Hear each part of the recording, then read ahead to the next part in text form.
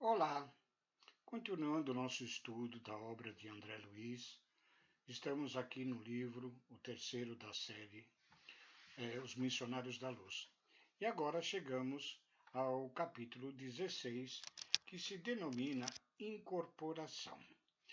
Como esses capítulos têm sido muito extensos, nós estamos dividindo as gravações do vídeo em 2, 3 partes, o quanto necessário para não torná-lo muito longo. Mas vamos iniciar este episódio. Incorporação.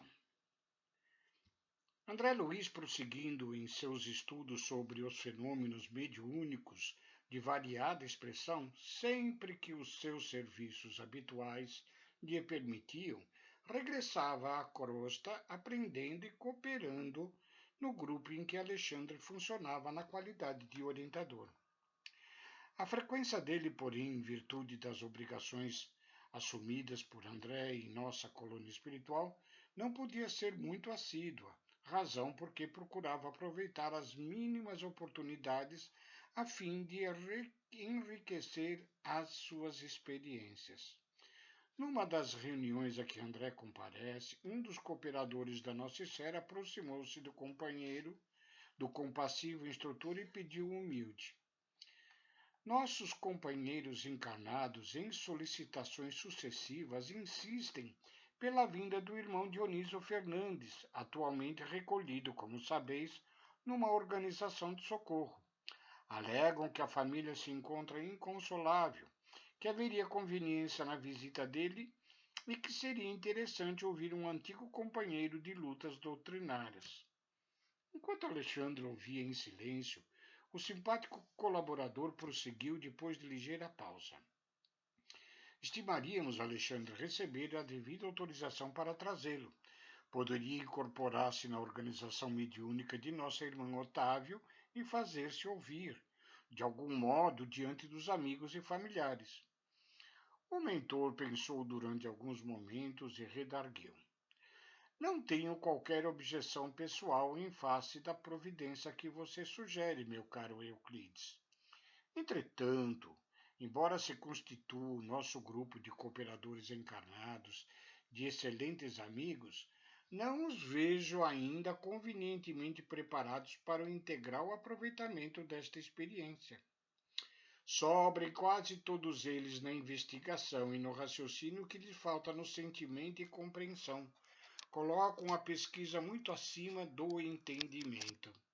É interessante essa observação de Alexandre, pois que muitas das vezes nós que militamos dentro da doutrina espírita, no campo da mediunidade, muito mais queremos investigar e, e raciocinar ou racionar sobre os fenômenos, quando na realidade nos falta ainda muito sentimento, muito entendimento, em termos de amor, em termos de compreensão, tanto com os irmãos encarnados como com os desencarnados. Colocam a pesquisa muito acima do entendimento e, como você sabe, as organizações mediúnicas não são filtros mecânicos. Além disso, Dionísio conta com reduzido tempo em nossa esfera. Ainda não pôde nem mesmo retirar-se do asilo que o acolheu em nosso plano.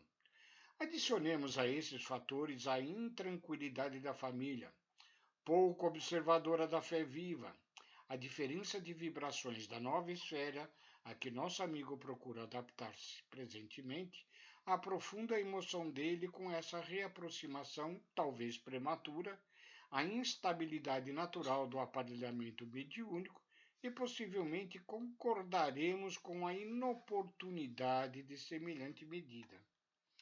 Euclides, o interlocutor, advogando o pedido veemente do círculo, não se desencorajou e insistiu: reconheço que vossa palavra é sempre ponderada e amiga. Concordo em que não alcançaremos o objetivo desejado. Todavia, reitero-vos a solicitação, ainda mesmo que o fato não ultrapasse a feição de simples experiência. É que existem, no nosso grupo, irmãos esforçados aos quais muito devemos aqui, no trabalho do bem diário ao próximo sofredor, e sentiríamos felicidade em demonstrar-lhes o testemunho do nosso reconhecimento e estima sincera. Alexandre sorriu com a generosidade que lhe era característica e observou: só possuo razões para endossar seus pedidos. E já que você insiste na providência para atender aos companheiros que se sentem igualmente credores da sua confiança e estima, pode avisá-los de que Dionísio virá.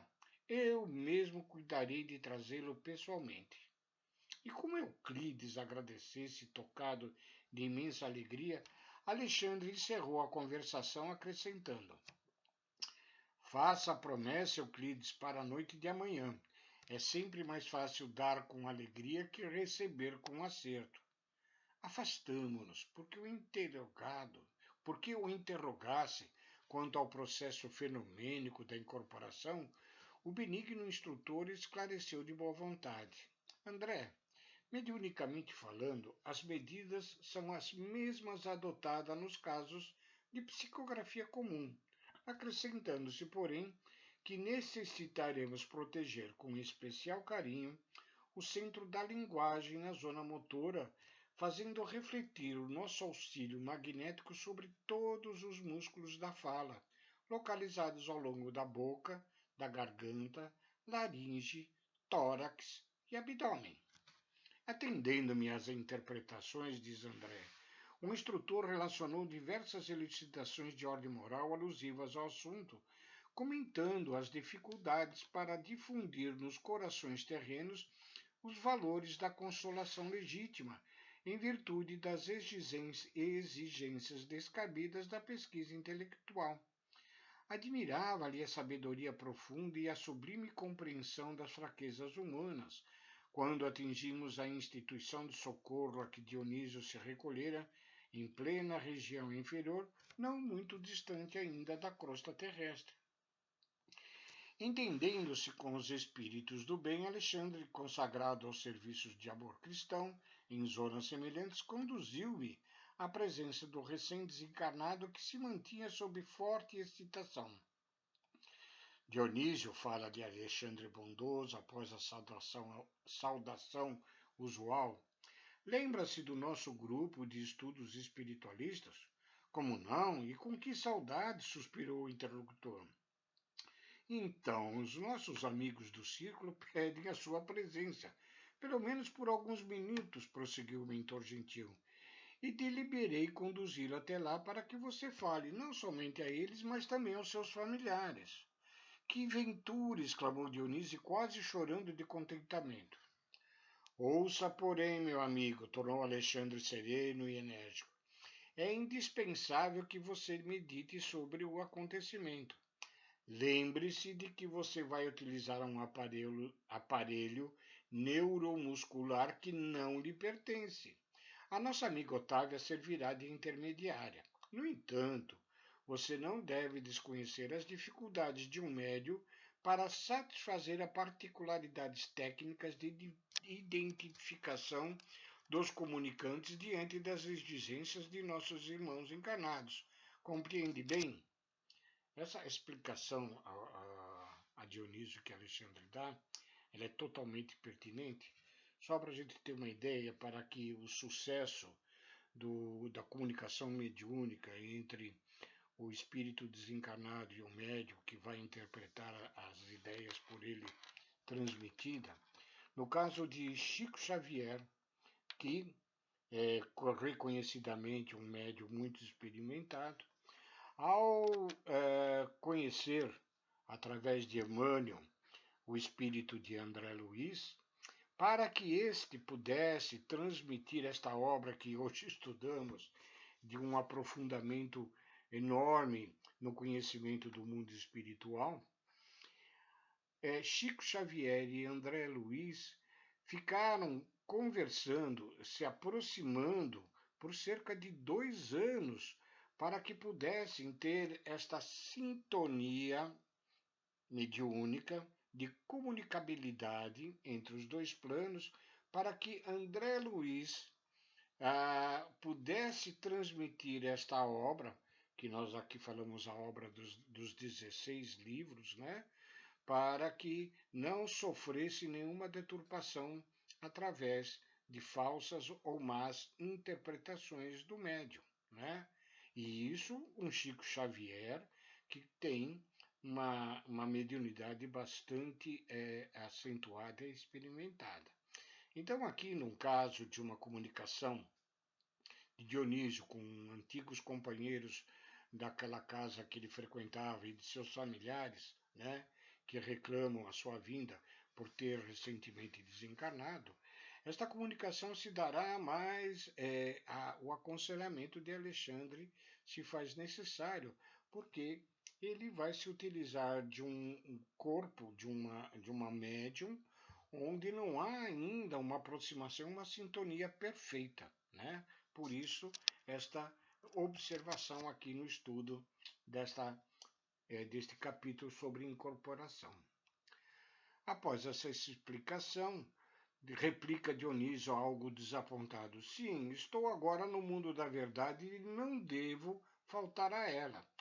Recordo-me de que muitas vezes recebi as comunicações do plano invisível através de Otávia com muitas prevenções e não raro vacilei, acreditando a vítima de inúmeras mistificações. Este é um dos problemas que surge, né? Porque, embora aquele grupo conheça bem o Dionísio, né?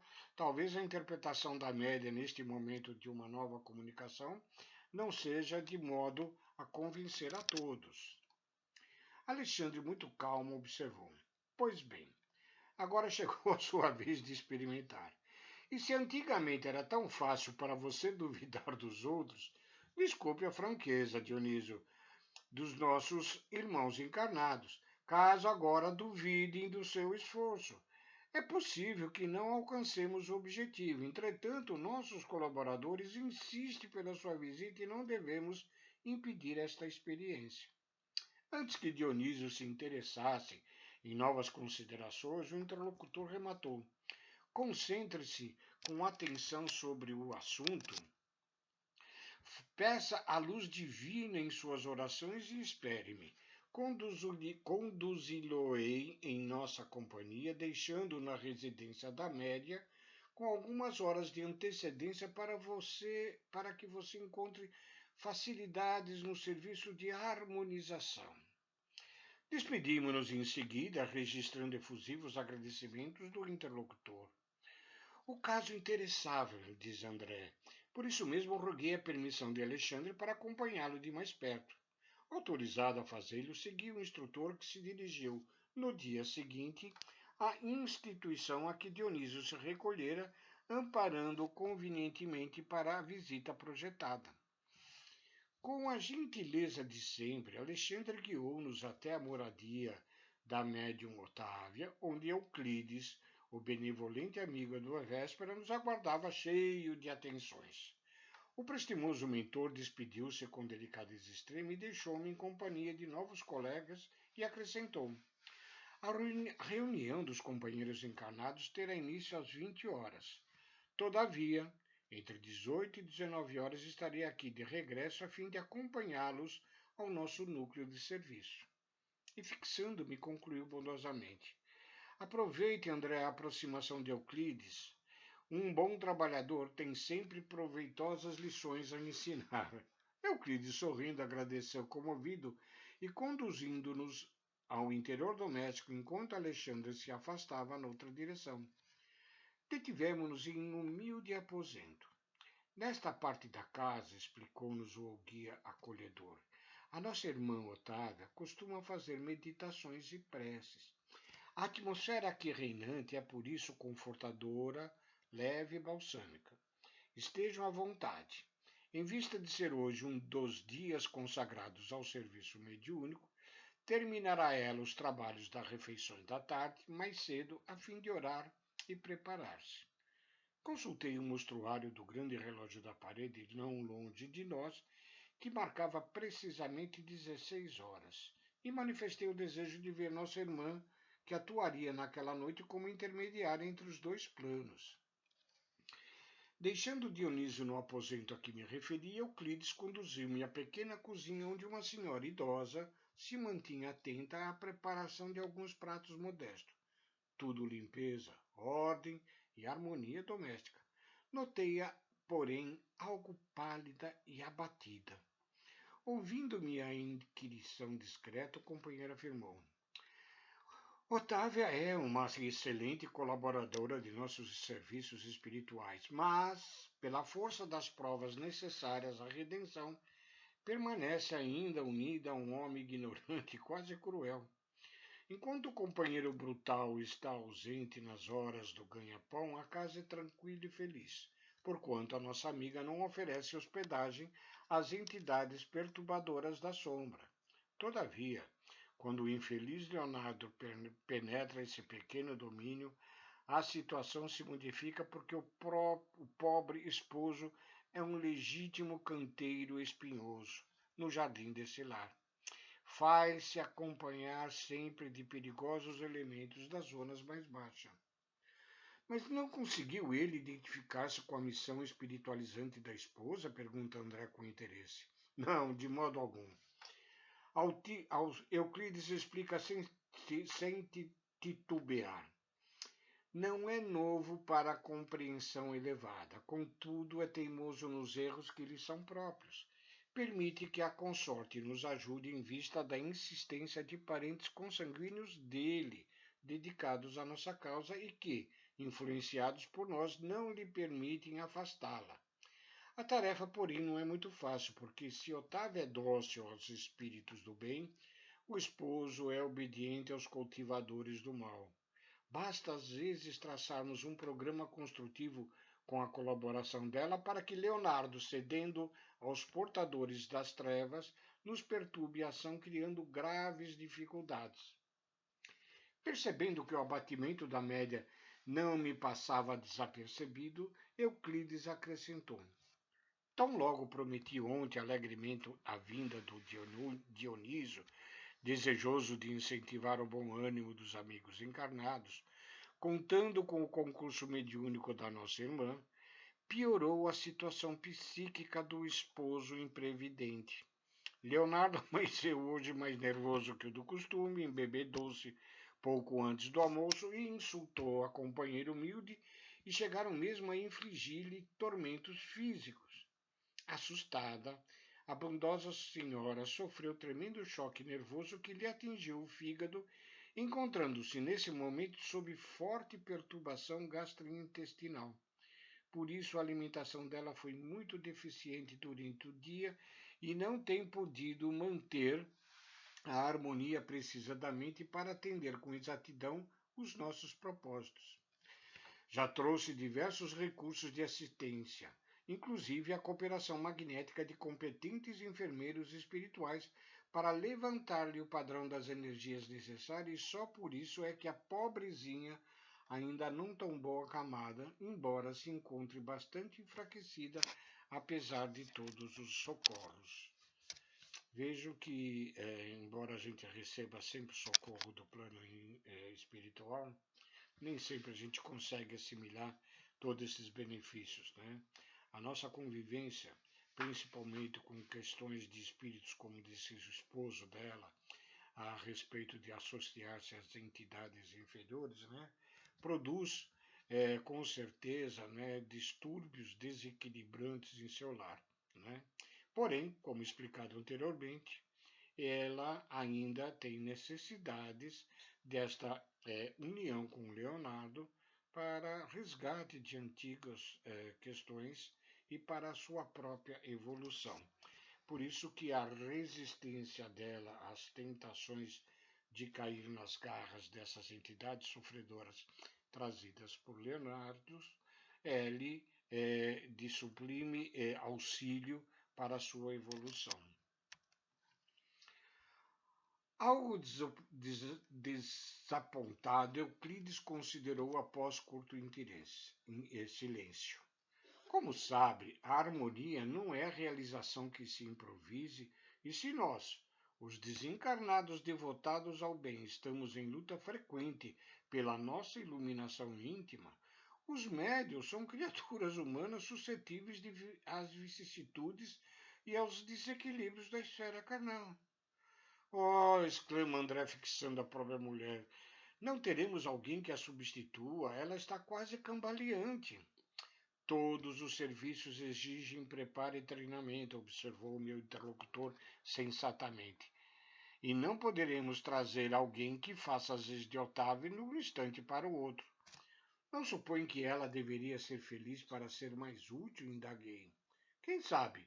Respondeu Euclides com intenção. A mediunidade ativa e missionária não é incompatível com o bem-estar e, a rigor, todas as pessoas que gozam de relativo conforto material poderiam disputar excelentes oportunidades de serviço em seus quadros de trabalho e edificação. Entretanto, as almas encarnadas, André, quando favorecidas pela tranquilidade natural da existência física, se mantêm na região de serviço comum que lhes é própria às necessidades individuais. E como o cumprimento do dever com exatidão já representa grande esforço, raramente ultrapassam a fronteira das obrigações legítimas em busca do campo divino de renunciação. A luta intensiva, porém, dilata as aspirações íntimas. O sofrimento, quando aceito à luz da fé viva, é uma fonte criadora de asas espirituais. Ou seja, quando nós dispomos de muitas facilidades aqui na Terra, né, nós nos esquecemos dos nossos processos prometidos de auxílio ao plano dos espíritos, muitas vezes através da mediunidade ou tão somente através das nossas atitudes aqui na Terra diante de nossos semelhantes, né? E nos obrigamos a atentar sempre com as nossas necessidades individuais, que é a propriedade própria do egoísmo que nos facilita a vida. Né? Por isso que muitas vezes pessoas com mais dificuldades materiais dentro da existência terrena, né, se tornam mais propícias a este auxílio ao plano espiritual. A essa altura dos esclarecimentos fraternos, o companheiro sorriu e observou. Formulando semelhantes considerações, não queremos dizer que a mediunidade construtiva deva ser apanágio dos corações almejados à dor. Não, isso não. As missões da espiritualidade superior pertencem a todas as criaturas de boa vontade. Apenas expressamos a nossa convicção de que almas existem fervorosas no ideal do bem e da verdade que se valem dos obstáculos para melhor escalarem o monte da redenção divina. Ou seja, né, apropriam-se destas dificuldades e as suplantam para poderem evoluir mais rapidamente. A dona da casa terminara a tarefa de aprontar o jantar humilde e, antes que o esposo voltasse ao lar, dirigiu-se ao quarto íntimo em que, conforme a notificação de Euclides, costumava fazer as suas preces preparatórias. Penetramos o aposento em sua companhia. Euclides acompanhou Dionísio ao lado dela enquanto a média se concentrava em oração. O dedicado amigo aplicava-lhe passes magnéticos, fortalecendo os nervos das vísceras e ministrando, ao que percebi, vigorosa cota de força, não somente às fibras nervosas, mas também às células gliais. Dona Otávia pedia a Jesus a bastante energia para o cumprimento de sua tarefa, comovendo-nos a sua rogativa silenciosa, simples e sincera. Meditou na promessa que os amigos espirituais haviam levado a efeito na véspera, relativamente à comunicação de Dionísio, recém-desencarnado. Procurava dispor-se ao concurso mediúnico eficiente, tentando isolar a mente das contrariedades da natureza material. Aos poucos, sob a influenciação de Euclides, formou-se um laço fluídico que ligou a médium ao próximo comunicante, o Dionísio. O companheiro que preparava o trabalho recomendou ao amigo desencarnado falasse a Dona Otávio com todas as suas energias mentais, organizando um ambiente favorável para o serviço da noite. Note que, como já dissemos antes, né, a questão da sintonia entre médium e espírito comunicante é importantíssimo para o sucesso da comunicação. Neste caso aqui, nós estamos estudando uma aproximação mais urgente em face das necessidades deste grupo de estudos espíritas, né? Mas que indispensavelmente ele se faz necessário esta harmonização entre ambos, ok? Dionísio começou então a falar-lhe das suas necessidades espirituais, comentando a experiência de fazer-se sentir junto à família terrena e dos antigos colegas de aprendizado espiritualista, notando eu que a médium lhe registrava a presença e a linguagem em forma de figuração e lembrança, aparentemente imaginárias na esfera do pensamento. Observei com interesse a extensão da fronteira vibratória que nos separa dos espíritos encarnados, porquanto, em nos achando ali, em frente a uma organização mediúnica adestrada, precisávamos iniciar o trabalho de comunicação com quem estivesse muitíssimo distante, vencendo devagarzinho os círculos espessos da resistência. Longo tempo durou o singular diálogo, reconhecendo que, ao fim da interessante conversação prévia entre médium e o comunicante, palestra essa que foi plenamente orientada pelo tato fraterno de Euclides em todas as minúcias. Dona Otávia parecia mais ambientada, com o assunto aderindo com clareza o que Dionísio pretendia fazer. Tudo ia bem e não me causava de admirar aquele inesperado serviço de preparação mediúnica, quando aconteceu alguma coisa muito grave. O dono da casa chegava de volta, quebrando de modo violento a tranquilidade das vibrações em que nós mergulhávamos.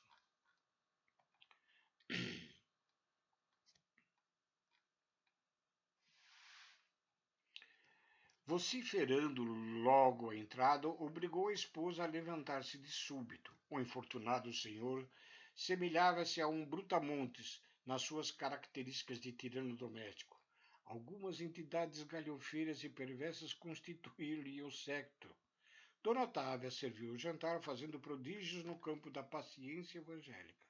Fim da refeição, muito simples, a que compareceu o esposo junto de 2 filhos maiores. A nobre senhora falou ao marido em particular. Leonardo, como você sabe, irei hoje à reunião, saindo antes das 8. O quê? Exclamou o interlocutor, encharcado de vinho, a confiar os bigodes grisalhos. A senhora hoje não pode sair. Nada de sessões. Hoje não. Impressionado com aquela atitude intempestiva, perguntei a Euclides, que seguia a cena muito calmo. E agora? Já previ a ocorrência, redarguiu com manifesta tristeza no olhar, e pedi a uma de nossas irmãs trouxesse aqui uma tia do bulhento Leonardo que intercederá a favor de nossos desejos. Não devem tardar, trata-se de pessoa a quem se renderá sem esforço. Com efeito, enquanto Dona Otávia enxugava o pranto em silêncio, recompondo a mesa de refeições, ouviram-se palmas à porta. Leonardo foi atender e em breves minutos uma entidade desencarnada muito simpática penetrava o interior, acompanhando uma velha senhora de semblante acolhedor e risonho. A cooperadora de Euclides veio até nós cumprimentando-nos sorridente, profundamente surpreendido em face de tantos trabalhos para a organização de pequeno serviço consolador. Fiz-me atento à conversação que se desdobrou entre os encarnados.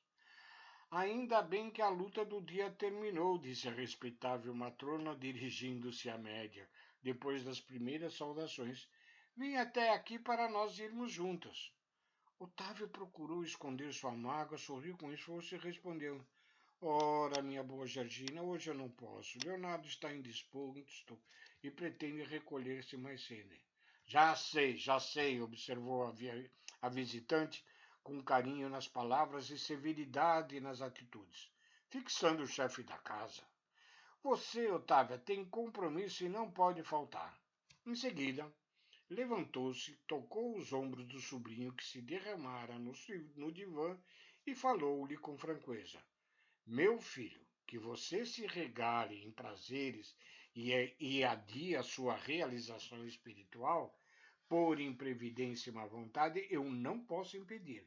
Mas advirto, Leonardo, quanto aos deveres de sua mulher em nosso núcleo de iluminação, pedindo-lhe não se interpor entre ela e os desígnios superiores.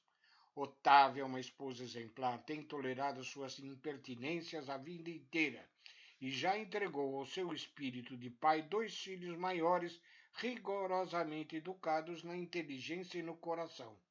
Não lhe impeça agora o serviço divino. Poderia insurgir-me contra você, induzindo-a a resistir, mas prefiro avisá-lo de que sua atuação contra o bem não ficará impune. Observei, André disse, que as palavras da veneranda senhora eram emitidas conjuntamente com grandes jatos de energia magnética que envolviam Leonardo, obrigando-o a um melhor raciocínio. Ele meditou por alguns momentos e respondeu em seguida: Ah, Otávia poderá ir quando quiser, desde que seja em sua companhia. A matrona agradeceu, estimulando-o no estudo das questões da espiritualidade, e quando se dispunham as duas senhoras a tomar o caminho do grupo de estudos, chegou Alexandre de volta a fim de acompanhar-nos por sua vez. Reconheci que o instrutor notou de relance o estado de abatimento da Amélia, percebendo as dificuldades que se opunham à prometida comunicação de Dionísio. Mas longe de se referir às advertências da véspera, ele próprio agora era quem se mostrava mais otimista, estimulando, ao que eu notei, o entusiasmo de Euclides a serviço do bem. Atingimos o vasto salão daquela oficina da espiritualidade quando faltava precisamente um quarto para as 20 horas. Como sempre, os trabalhadores de nosso plano eram numerosíssimos nos múltiplos trabalhos de assistência, preparação e vigilância. Enquanto alguns amigos ansiosos e a família do comunicante constituída de esposa e filhos aguardavam a palavra de Dionísio, muito grande era o nosso esforço para melhorar a posição receptiva de Otávia. Alexandre, como de outras vezes, esmerava-se em ministrar o exemplo da cooperação sadia. Determinou que alguns colaboradores dos nossos auxiliassem o sistema endócrino, de maneira geral, a proporcionarem ao fígado melhores recursos para a normalização imediata de suas funções, estabelecendo-se determinado equilíbrio para o estômago e intestino, em virtude das necessidades do momento, para que o aparelho mediúnico funcionasse com a possível harmonia. Às 20 horas, reunida a pequena assembleia dos irmãos encarnados, foi iniciado o serviço com a prece comovedora do companheiro que dirigia a casa. E aqui nós interrompemos esta gravação, já estamos com mais de meia hora de vídeo, e este será a primeira gravação, que este capítulo estará sendo dividido em 3 gravações, tá? Agradecemos nos acompanhares nesses estudos da obra de André Luiz, sempre muito esclarecedor para todos nós, a nossa condição que iremos ter no plano dos espíritos, e que para que esta condição lá seja boa e nós possamos evoluir, é importante que nós saibamos termos as nossas atitudes aqui na Terra as melhores possível, com a intervenção dos nossos anjos guardiões.